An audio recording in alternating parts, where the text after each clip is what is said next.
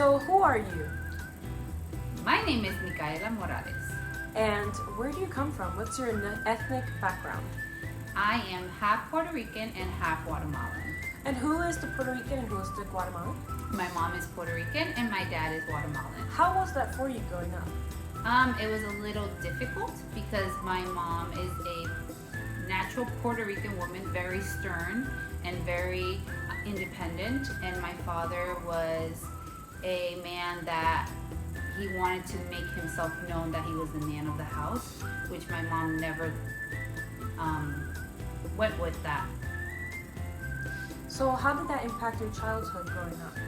It made me realize that a future husband of mine, I do not want a future husband like that, because I know I have a lot of character in me, meaning I am stern just like my mom, and I am independent, and yeah, so it made me realize that I don't want that. And speaking of childhood, where were you raised?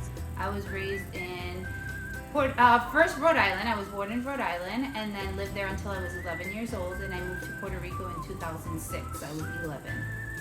And how was your experience in Puerto Rico? At first, it was a culture shock. I couldn't understand why my mom would uproot me from living in the United States to living in Puerto Rico. When we lived in the United States, we were very well off, and once we moved to Puerto Rico, I knew what poverty was. Every last cent that my mom had, she had to put me through private school for me to be able to succeed, because I did not know Spanish, and she knew the moment she would put me in public school, I would fail. And my mom, from having a great job, she ended having a job getting for $7.25 an hour, which was hardly to make ends meet for my school. So how does your cultural background help you dealing with other cultures?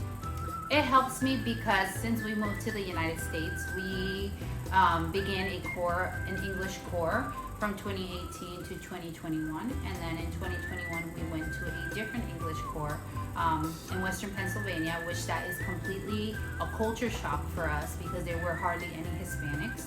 But we learned to adapt, and we learned that how we miss diversity, yet still we adapted to the community we were in.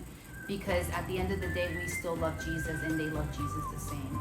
So it was hard, but it's so important to have diversity because it's where you feel inclusion and where you feel that you're being heard and you're being seen. That being said, how do you feel about your family now? So right now, my husband, I met him the day after I moved to Puerto Rico, and we got married in 2018 and we had our son in 2019, and since then we've been together. And you guys met at church?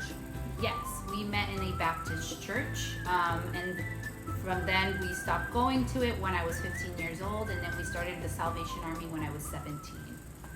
And did you already know you were going to become an officer when you were 17, or did you have some kind of semblance of wanting to remain in the Salvation Army?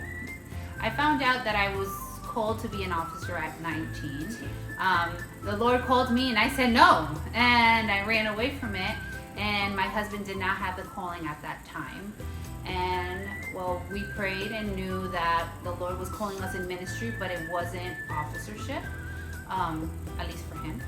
So we maintained ourselves like that until we moved here to the United States, and that's when my husband realized that he was called to be an officer, but we were putting excuses because we wanted to grow, because we wanted to learn, because we wanted to be prepared, until it got to a point that being prepared was now, and we had to stop saying no. Thank you so much for your time. It was wonderful speaking with you.